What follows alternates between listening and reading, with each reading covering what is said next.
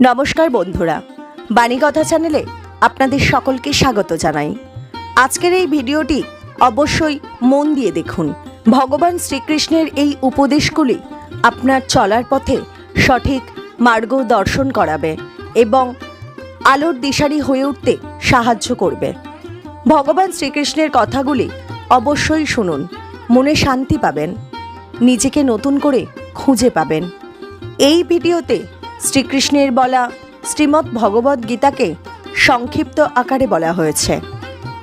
শ্রীকৃষ্ণের বলা এই উপদেশগুলি এতটাই মূল্যবান যে কেউ যদি জীবনে সঠিকভাবে এই উপদেশগুলি পালন করে তাহলে তার জীবন বদলে যাবে এবং সে এক সুন্দর, সুখী ও শান্তিপূর্ণ জীবন কাটাতে পারবে। ভিডিওটি শুরু করার আগে যারা এই চ্যানেলে নতুন তারা অবশ্যই চ্যানেলটি সাবস্ক্রাইব করুন আর বেল বাটনে প্রেস করে রাখুন আরও এই রকম নতুন নতুন ভিডিও পেতে। ভিডিওটি দেখে ভালো লাগলে একটি লাইক করবেন এবং সবাইকে শেয়ার করবেন যাতে তারা এই ভিডিওটি দেখে উপকৃত হয়, এবং কমেন্ট বক্সে জয় শ্রীকৃষ্ণ লিখতে ভুলবেন না। তাহলে আসুন শুরু করি। মানুষ সংঘর্ষ করেন জীবনের সামনে এগোনোর জন্য, সাফল্য লাভ করার জন্য, মহান কর্ম করার জন্য। কখনো সে জীবনে একা হয়ে যায়, আবার কখনো তার জীবনে অনেক সংখ্যক লোক চলে আসেন, তাদের সাথে ভিন্ন ভিন্ন ধরনের সম্পর্ক গড়ে ওঠে। কিন্তু তখনই সাবধান থাকা প্রয়োজনীয়, কারণ সব সম্পর্ক সত্য হয় না। যেমন দেখবেন, যখন সাফল্য আসে তখন জীবনে অনেকগুলো সম্পর্কও আসে, নতুন নতুন সম্পর্ক গড়ে ওঠে। কিন্তু যখন ব্যর্থতা আসে তখন খুব কম সম্পর্ক গড়ে ওঠে। আর বেশিরভাগ সময় এই ব্যর্থতার সময় গড়ে ওঠা সম্পর্ক আজীবন আপনার সাথে থেকে যায়। সাফল্য হোক বা অসফলতা, তার কোনো প্রভাব সেই সব সম্পর্কে পড়ে না। সেখানে সাফল্যের পরে যে সম্পর্ক গড়ে ওঠে, বেশিরভাগ সময় এমনও দেখা যায় যে তার মধ্যে বেশিরভাগ মানুষ আপনাকে নিজের কাজে লাগাবেন, আপনাকে ব্যবহার করবেন, সময় এলে পরে আপনাকে ঠকাতেও পারেন। এর অর্থ এটা নয় যে আপনি জীবনে নতুন সম্পর্ক বানাবেন না, অবশ্যই বানাবেন, কিন্তু ব্যক্তি এবং সম্পর্কের পরখ করা আবশ্যক, আর সময় সময় সেটা করা আবশ্যক। যে কটি সম্পর্ক আপনার জীবনে আছে, যারা আপনার সাথে জড়িয়ে সারা জীবন, যারা আপনার সাথেই থাকবেন, তাদের যত্ন নিন আর তাদের সাথেই অগ্রসর হন। আর আমার সাথে ভালোবেসে বলুন, রাধা রাধা। জীবনের যাত্রাপথে সব থেকে বেশি গুরুত্বপূর্ণ হলো সম্পর্ক, কারণ এই সম্পর্কগুলো আমাদের সেই ব্যক্তির সাথে পরিচিত করায় যাদের হাত ধরে আমরা এই জীবনযাত্রার পথে অগ্রসর হই। এবার এই সম্পর্কে আপনার কথাবার্তা, আপনার ব্যবহার, এটা অত্যন্ত গুরুত্বপূর্ণ। তাই প্রশ্ন হলো, যাদের সাথে আমাদের এই সম্পর্ক গড়ে উঠেছে তাদের প্রতি আমাদের আচরণ কেমন হওয়া উচিত, তাদের সাথে কেমন ভাবে কথা বলা উচিত। এর একটা বড়ই সহজ উত্তর আছে, দর্পণ। আপনি নিজেকে যেভাবে দর্পণে দেখেন সেভাবেই দর্পণের দিকে তাকান এবং কল্পনা করুন যে আপনার স্থানে সেই ব্যক্তি আছে আর সে আপনাকে দেখছে। এবার বুঝতে চেষ্টা করুন যে আপনার কেমন ব্যবহার হওয়া উচিত, তার আপনার ব্যবহার কেমন হলে ভালো লাগবে আর কেমন হলে তার অনুচিত বোধ হবে। শুধু এইভাবেই সেই ব্যক্তিকে বুঝতে চেষ্টা করুন। কখনো কোনো মানুষের ভালোবাসার প্রয়োজন হয়, কখনো পথপ্রদর্শনের প্রয়োজন হয়, কখনো তিরস্কারের প্রয়োজন হয়, কখনো কটু সত্যের প্রয়োজন হয়, বা কখনো শুধু সঙ্গর প্রয়োজন হয়। যদি দুজন ব্যক্তি এভাবেই একে অপরকে বুঝে অগ্রসর হন তাহলে এই সম্পর্ক আজীবন চলতেই থাকবে। আসুন আমার সাথে ভালোবেসে বলুন, রাধা রাধা। মানুষ নিজের জীবনে সবকিছু লাভ করতে পারেন, সম্পত্তি, সাফল্য, সুখ, স্বাচ্ছন্দ্য, কিন্তু তারপরেও তার মনে একটি ভয় থেকে যায় যে কখনো যেন এমন কিছু না হয় যেটা ওকে এসে ভেঙে দেবে, তার অন্তর্মনকে ভেঙে দেবে, তার আত্মাকে ভেঙে দেবে। কিন্তু সত্যি কথা বলতে, কিছু ভাঙলেও তাতে ভয় পাওয়ার কোনো প্রয়োজন নেই। ভাঙার পরেই কিন্তু নতুন নির্মাণ হয়। এটাই তো প্রকৃতি আমাদের শেখায়। এই দেখুন না, যখন এই মেঘ বিভাজিত হয়, ভেঙে পড়ে, তবেই তো বর্ষা আসে, আর বর্ষার পরেই এই মাটির সিঞ্চন হয়।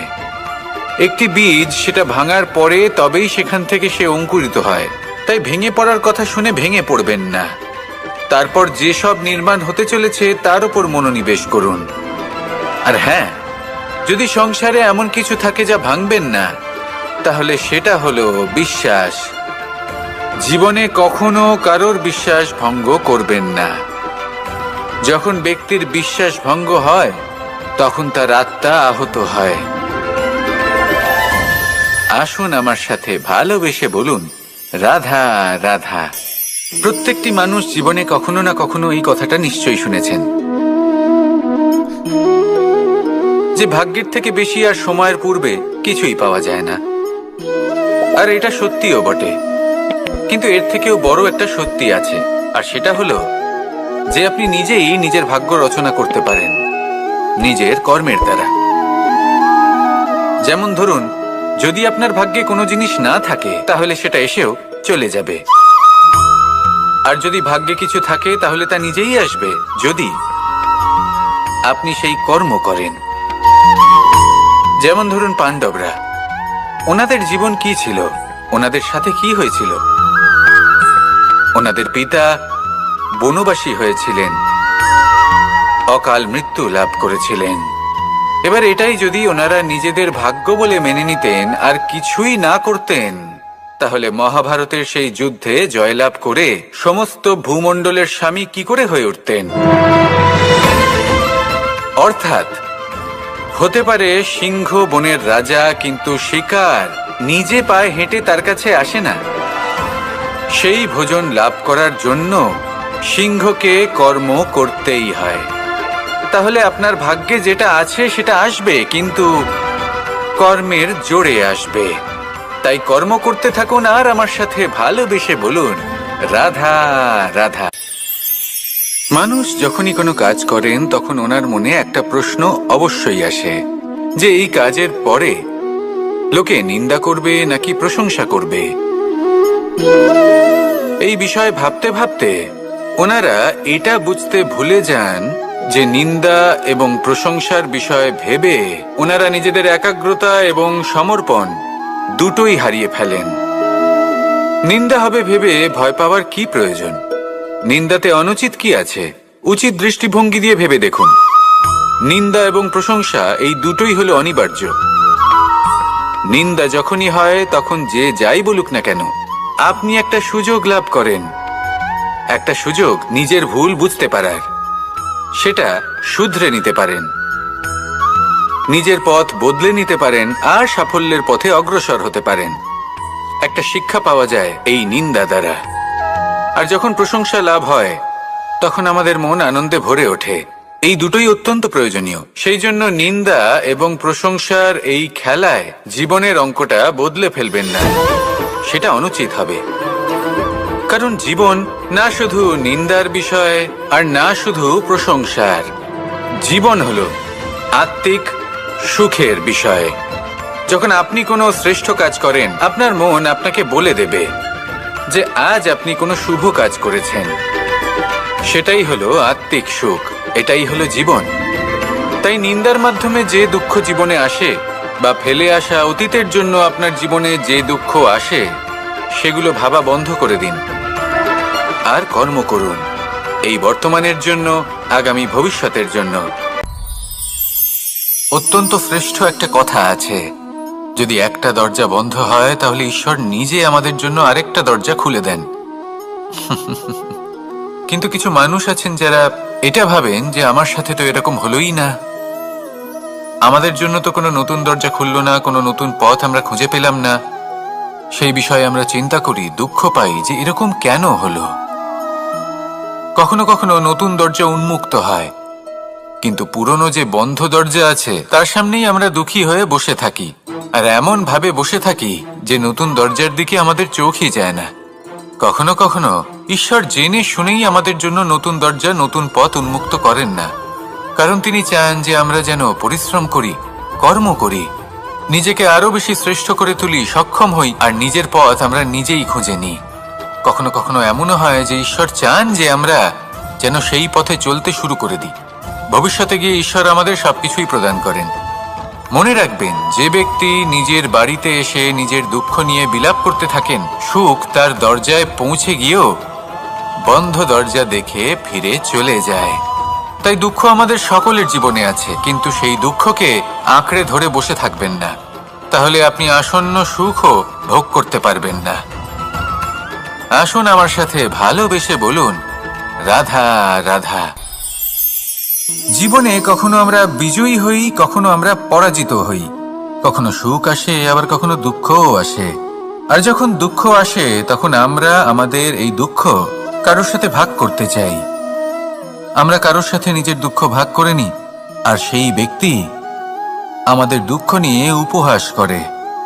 তখন আমরা আরো দুঃখী হয়ে যাই। আমরা এই সংসারকে দোষ দিতে থাকি, কিন্তু এতে সংসারের কোনো দোষ নেই। ভুল আপনার যে আপনি কোনো কুপাত্রকে নির্বাচন করেছেন দুঃখ ভাগ করার জন্য। মনে রাখবেন, যদি আপনার শরীরে ক্ষতস্থান তৈরি হয় এবং সেই ক্ষত নিয়ে আপনি প্রত্যেক জায়গায় ঘুরে বেড়ান, প্রত্যেক বাড়িতে আপনি ওষুধ হয়তো নাও পেতে পারেন, কিন্তু সেখানে নুন আপনি অবশ্যই পাবেন। সেই জন্য যখনই দুঃখ পাবেন, শুধু সেই ব্যক্তিদের কথা মনে করুন যারা আপনার দুঃখ, আপনার যন্ত্রণাকে বুঝতে পারবে, যারা আপনার সহায় হবার জন্য প্রস্তুত, আপনাকে সাহায্য করার জন্য প্রস্তুত, আপনার অন্তরকে প্রেরিত করতে প্রস্তুত। তাদের কাছে নয় যারা আপনার দুঃখ নিয়ে উপহাস করে। আসুন আর আমার সাথে ভালোবেসে বলুন, রাধা রাধা। প্রত্যেক মানুষ সাফল্যের শিখরে পৌঁছতে চান, প্রত্যেকেই তার জন্য চেষ্টা করেন, প্রত্যেকেই এটা চান যে নিজের নিজের ক্ষেত্রে আমি সর্বোচ্চ শিখরে পৌঁছব। এবার সবসময় আমাদের প্রতিভা পূর্ণরূপে আমাদের সহায়ক হতে পারে না। কখনো কখনো আমরা সেই কাজ একা করতে পারি না, কখনো কখনো আমাদের সাহায্যের প্রয়োজন পড়ে। আর ঠিক এমন সময় বেশিরভাগ মানুষ ভুল করে ফেলেন। আর ভুল হলো এটাই যে কিছু ব্যক্তি এতটাই তাড়াতাড়ি সাফল্যের শিখরে পৌঁছতে চান যে কারোর হাত ধরে পরবর্তী সিঁড়িতে ওঠার বদলে তিনি কারোর পা ধরে ওপরে যাওয়াটাই শ্রেয় বলে মনে করেন। এবার সাফল্য দুজনেই লাভ করেন, কিন্তু কাহিনীর এখানে সূত্রপাত ঘটে। যে ব্যক্তি কারোর হাত ধরে ওপরে পৌঁছন, সে অন্যের জন্য নিজের হাতটা বাড়িয়ে দেন, তাকে সাহায্য করেন, তাকে প্রেরণা প্রদান করেন। নতুন সম্পর্ক তৈরি হয়, বন্ধুত্বের বৃদ্ধি ঘটে, এবং এই শ্রেষ্ঠ সম্পর্কগুলির সাথে উনি শ্রেষ্ঠ জীবন যাপন করেন। অন্যদিকে সেই ব্যক্তি যে কারোর পা ধরে সাফল্য অর্জন করেছিলেন, সেই ব্যক্তি শুধু একজন দাস হয়ে থেকে যান। শুধু তাকে দেওয়া সমস্ত আদেশ পালন করেন তিনি, তার নিজের কোনো ব্যক্তিত্ব গড়ে ওঠে না। সেই জন্য আপনি যখনই সাফল্যের পথে অগ্রসর হচ্ছেন, তখন পথ নির্বাচন সঠিকভাবে করুন, কারণ সাফল্যের ঊর্ধ্বেও একটি অন্য জীবন আছে। আসুন আমার সাথে ভালোবেসে বলুন, রাধা রাধা। জীবনের আরম্ভ থেকে জীবনের শেষ পর্যন্ত হলো একটা যাত্রা। আর এই যে যাত্রা, সেই যাত্রা পথের মাঝেও আমরা অনেক নতুন যাত্রা নির্ধারিত করি, অন্য অনেক লক্ষ্য লাভ করি। এবার প্রশ্ন হলো যে লক্ষ্য বেশি গুরুত্বপূর্ণ নাকি যাত্রা? কেউ বলবে লক্ষ্য বেশি গুরুত্বপূর্ণ, কারণ তার জন্যই আমরা এই যাত্রা স্থির করি। কেউ বলবে যাত্রা বেশি গুরুত্বপূর্ণ, কারণ এই যাত্রা পথে চলতে চলতে আমরা অনেকগুলো শিক্ষা লাভ করি, কর্ম করার জন্য অনেক দিশা খুঁজে পাই। এবার লক্ষ্য এবং যাত্রা এই দুই গুরুত্বপূর্ণ, কিন্তু আরো একটা তথ্য আছে অত্যন্ত গুরুত্বপূর্ণ, যেটা বুঝে নেওয়া খুব প্রয়োজনীয়। আর সেটা হলো আপনার জীবন সাথী। সেই সাথী যে জীবনের সব পদক্ষেপে আপনার সাথে চলবে, আপনার সাথে থাকবে। সেই ব্যক্তির মধ্যে যদি করুণা থাকে, ভালোবাসা থাকে, তাহলে সে আপনাকে সাহায্য করবে, আপনার জন্য আপনার লক্ষ্য নির্ধারণ করবে, আপনাকে জীবনে একটা উচ্চ স্তরে নিয়ে যাবে। কিন্তু যদি সেই ব্যক্তি এর বিপরীত হন, তাহলে কোথাও না কোথাও তাকে পেতে পেতে, তার সাথে থাকতে থাকতে আপনি নিজের লক্ষ্য ত্যাগ করে দেবেন। তাই পথ এবং লক্ষ্য এই দুই নির্বাচন করুন, কিন্তু যখন আপনি জীবন সাথী নির্বাচন করবেন তখন কিছুটা সাবধানে, না হলে আপনার অভিজ্ঞতা সুখময় নয়, অত্যন্ত দুঃখজনক হতে পারে। আসুন আমার সাথে ভালোবেসে বলুন, রাধা রাধা। মস্তিষ্কের মেধা প্রত্যেক মানুষের কাছেই আছে। এর বর্গীকরণ করা সম্ভব তিনটি স্তরে: নিম্ন, মধ্য এবং উচ্চ। এবার সেই ব্যক্তি যার মস্তিষ্ক মেধা নিম্ন স্তরের, তিনি কোন বিষয়ে কথা বলেন, কোন বিষয়ে আলোচনা করেন, কি কি সেই বিষয় যা নিয়ে এনারা ভাবেন, লেনদেন, লাভ ক্ষতি, সম্পর্ক ভাঙা গড়া, জীবনের এই ছোট ছোট বিষয়গুলি, এর ঊর্ধ্বে এনাদের কথা এবং ভাবনা যায়ই না। এবার যে ব্যক্তি এমন হন যার মস্তিষ্ক মেধা মধ্যস্তরের, সেই ব্যক্তি কি করেন, কোন বিষয়ে কথা বলেন? জীবনের ঘটনাগুলির বিষয়ে কথা বলেন। কি হয়েছিল, কিভাবে হয়েছিল, কিভাবে সেটা আরো বেশি শ্রেষ্ঠ করে তোলা সম্ভব। আর সেই ব্যক্তি যাদের মস্তিষ্ক মেধা উচ্চ স্তরে থাকে, তারা কি নিয়ে ভাবেন, তারা কি নিয়ে আলোচনা করতে থাকেন? তিনি ভাবেন যে কিভাবে নিজের চিন্তা ভাবনা আরো বেশি শ্রেষ্ঠ করে তোলা সম্ভব। তিনি ভাবেন যে কিভাবে আমরা নিজেদের অপগুণগুলিকে দূর করে দিতে পারি, কারণ সেটা করতে পারলে জীবন আপনা থেকেই শ্রেষ্ঠ হয়ে উঠবে। মস্তিষ্ক মেধা আমাদের সবার কাছে আছে। এবার আমাদের এটা বেছে নিতে হবে যে কোন স্তরটা আমরা আপন করতে চাই। যদি আজকের এই মুহূর্তে আপনি নিম্ন স্তরেও থাকেন, তাহলে তা মেনে নিন, চিন্তার কোনো বিষয় নেই। এখনো চাইলে আপনি উচ্চ স্তরে পৌঁছতেই পারেন। সেটাই বেছে নিন, জীবন শ্রেষ্ঠ করে তুলুন, আর আমার সাথে ভালোবেসে বলুন, রাধা রাধা। এই সংসারের প্রত্যেক মানুষ কোনো না কোনো স্থানে অবশ্যই যান, অনেক অনেক স্থানে তাদের যেতে হয়। এবার এমন কিছু মানুষ আছেন যারা সেই স্থানে হয়তো কখনোই যাননি। উদাহরণ হিসেবে বলবো, কিছু মানুষ আছেন যারা মন্দিরে যান, চিকিৎসালয়ে যান, কিছু মানুষ কারোর বিবাহ উৎসবে যান, আবার কিছু মানুষ আছেন যারা নাস্তিক হন এবং কখনোই মন্দিরে যান না। কিছু মানুষ অসুস্থ হন না, তাই চিকিৎসালয়ে যেতে হয় না। এমনও কিছু মানুষ থাকেন যারা সামাজিক উৎসব থেকে দূরে থাকাটাই পছন্দ করেন। যে কোনো মানুষ হোক, যা কিছুই তার চয়ন হোক না কেন, প্রত্যেক মানুষকে একটি স্থানে অবশ্যই যেতে হয়। এমন একটি স্থান আছে, সেই স্থানের নাম হলো মৃত্যুদ্বার। এবার এটা আবশ্যক নয় যে ঠিক মৃত্যুর পরেই আপনি মৃত্যুদ্বারে পৌঁছে যাবেন। এমন অনেক মানুষ আছেন যারা মৃত্যুর পূর্বেই মৃত্যুদ্বারে পৌঁছে ফিরে এসেছেন, আর তারা অনুভব করেছেন যে এই সংসারের সময় চক্রের সম্মুখে তাদের অস্তিত্ব কতটা ক্ষীণ। ওনারা এই কথা বুঝে গেছেন। বড় বড় জ্ঞানী মহান ব্যক্তি ছিলেন, তারা এসেছেন, কর্ম করেছেন এবং শেষে তারাও মৃত্যুদ্বারে প্রবেশ করেছেন। অবশেষে তারাও পঞ্চমহাভূতের সাথে মিলিত হয়েছেন। তাহলে আপনার কিসের এত অহংকার? এই জীবনে কেউ অমর নন। জীবনে কতদিন আমরা বাঁচবো এটাও আমরা জানি না। তাই এই জীবন যাপন করুন।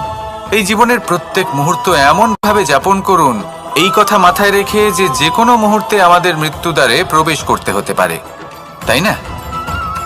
আসুন আর আমার সাথে ভালোবেসে বলুন, রাধা রাধা। এই জীবনে তিনটি গুরুত্বপূর্ণ শব্দ আছে যা বোঝা আমাদের কাছে খুব গুরুত্বপূর্ণ, এবং এই তিনটি শব্দের নিজস্ব অর্থ আছে। প্রথম হলো সঙ্গবদ্ধতা, অর্থাৎ একসাথে মিলে কাজ করতে হবে, একসাথে মিলে পরিশ্রম করতে হবে, সামনে এগোতে হবে। এরকম করতে পারলে আপনার শক্তি বৃদ্ধি পাবে, আপনার ক্ষমতা বৃদ্ধি পাবে, আপনি এগোতে পারবেন এবং অনেক দূরে যেতে পারবেন। দ্বিতীয় হলো আত্মবিশ্বাস। হেরে যাওয়া বস্তুও আবার জিতে নিতে পারবেন। যদি আপনার নিজের আত্মবিশ্বাস থাকে, তাহলে আপনি কখনো পরাজিত হবেন না। এবং তৃতীয় হলো অহংকার। জয়লাভ করার পরেও কিন্তু এটা আপনাকে পরাজিত করতে পারে। সেই জন্য জীবনে সঙ্গবদ্ধ হন, আত্মবিশ্বাস রাখুন, কিন্তু কখনোই অহংকার করবেন না। এই অহংকার আপনার থেকে সবকিছু কেড়ে নিতে পারে। এই অহংকারের জন্যই মথুরাপতি কংস নিজের পতনের দিকে অগ্রসর হয়েছিলেন। এই অহংকারকে ত্যাগ করুন আর আমার সাথে ভালোবেসে বলুন, রাধা রাধা। এই সংসারে সব থেকে বেশি কঠিন কাজ কোনটা? কেউ বলবেন যুদ্ধ করা, কেউ বলবেন ধন অর্জন করা, আবার কেউ বলবেন জ্ঞান অর্জন করা সব থেকে বেশি কঠিন। এবার প্রত্যেক ব্যক্তির নিজস্ব অভিজ্ঞতা আছে আর সেই অনুসারে তার নিজস্ব একটা উত্তর আছে। সাধারণভাবে দেখতে গেলে এই সংসারে সব থেকে কঠিন হলো তপস্যা করা, অর্থাৎ সব কিছু ত্যাগ করে তপস্যায় নিজেকে বিলীন করে দেওয়া। এবার এর থেকে বেশি কঠিন এই সংসারে আর কি বা হতে পারে? এই সংসারে, এই সমাজে, নিজের পরিবারের মধ্যে থেকেও ধৈর্য ধরে সামনে অগ্রসর হওয়া, এটা হলো সব থেকে কঠিন কাজ। কারণ যখন আপনি তপস্যা করেন তখন সেখানে আপনার ধৈর্য ভাঙার মতো কেউ থাকেন না, না কোনো বন্ধু, না কোনো আত্মীয়, না কোনো শত্রু, কেউ না। কিন্তু যখন আপনি এই সমাজে, এই পরিবারে থাকেন, কোনো না কোনো ব্যক্তি এসে আপনার ধৈর্যের বাঁধ ভেঙে দেওয়ার ক্ষমতা রাখেন। তারা আপনার ধৈর্যের বাঁধ ভেঙে দেয়, আর কখনো কখনো তারা অনিচ্ছাকৃতভাবেই সেটা করে থাকেন। কারণ তাদের মানসিকতা আপনার থেকে আলাদা, তাদের কর্ম আপনার থেকে আলাদা, তাদের দৃষ্টিভঙ্গি আপনার থেকে আলাদা, জীবন যাপন আপনার থেকে আলাদা। সেক্ষেত্রে আপনি ধৈর্যচ্যুত হন, প্রসন্নতা আপনার থেকে ছিনিয়ে নেওয়া হয়। সেই জন্য এই সংসারে, এই পরিবারের থেকেও ধৈর্য ধরে সামনে অগ্রসর হওয়া কোনো পর্বতের শিখরে গিয়ে তপস্যা করার থেকেও অনেক বেশি কঠিন। আর যে ব্যক্তি এই সমাজেই, এই পরিবারে, সেই সকল মানুষের মধ্যে থেকে গিয়েও ধৈর্য ধরে অগ্রসর হতে থাকেন, যারা এই কাজটা শিখে নিতে পারেন, তারাই কিন্তু জীবনে আনন্দ লাভ করতে পারেন। এই ধৈর্যই শেষে আপনার জীবনে প্রসন্নতা বহন করে আনবে। তাই ধৈর্য ধরে জীবনের পথে অগ্রসর হন আর আমার সাথে ভালোবেসে বলুন, রাধা রাধা। আমরা সবাই জীবনে অগ্রসর হতে চাই, তার জন্য চেষ্টা করি, পরিশ্রম করি, কিন্তু কখনো কখনো আমাদের আশেপাশের কিছু মানুষ, যেমন আমাদের আত্মীয়, আমাদের বন্ধু, আমাদের শত্রু, এদেরকে এগিয়ে যেতে দেখে আমরা কখনো কখনো নিজেরা থেমে যাই। এর অর্থ কি তার মানে এটা যে আমাদের কোনো খামতি ছিল বা আমরা কোনো ভুল করে ফেলেছি? না, বেশিরভাগ সময় আমাদের কোনো ভুল থাকে না, আমাদের কোনো খামতিও থাকে না। শুধু একটা ছোট্ট বিষয় আছে যেটা আমরা বুঝতে পারি না। আমরা চেষ্টা করি অন্যদের জীবনযাত্রা দেখতে। আমরা দেখতে চেষ্টা করি যে তাদের জীবনে তারা কিভাবে এগিয়ে চলেছেন, অগ্রসর হওয়ার জন্য ওনারা কি কি করছেন, আর যা করছেন তাতে ওনারা কিভাবে উপকৃত হচ্ছেন। আমরা চেষ্টা করি তাদের জীবনযাত্রার দিকে তাকানোর, ওনাদের গতিবিধির দিকে নজর দেওয়ার এবং সেটা বুঝতে চেষ্টা করার। সেই জন্যই আমরা পিছিয়ে পড়ি। জীবনে যদি আপনি এগোতে চান তাহলে আপনাকে নিজের নজর সামনের দিকে রাখতে হবে, পদক্ষেপও সেই অনুযায়ী নিয়ে সামনে এগোতে হবে। নিজের গতিবিধি লক্ষ্য করুন, নিজের পরিকল্পনা বিচার করুন, নিজের চেষ্টা, নিজের অভিজ্ঞতার দিকে নজর দিন আর সেই মতো অগ্রসর হন। এমন কোনো সাফল্য নেই যে আপনি লাভ করতে পারবেন না। আসুন আমার সাথে ভালোবেসে বলুন, রাধা রাধা। এই সংসারে এমন অনেক মানুষ আছেন যারা এটা চান যে সবকিছু তাদের ইচ্ছা অনুসারে চলবে এবং সেই চেষ্টাই করতে থাকেন। কিন্তু সত্যি হলো এটাই যে এই সংসারের নির্মাণ কোনো মানুষ করেনি, এবং সেই জন্য এই সংসার কোনো মানুষের ইচ্ছা অনুসারে চলবে না, বরং মানুষকে সংসারের ইচ্ছা অনুসারে চলতে হবে। যদি আপনার জীবনে এমন কোনো পরিস্থিতি আসে যাতে আপনি হয়তো দুঃখ পেলেন, কষ্ট পেলেন এবং সেটা বদলাতে চান, তাহলে তা বদলানোর চেষ্টা করুন।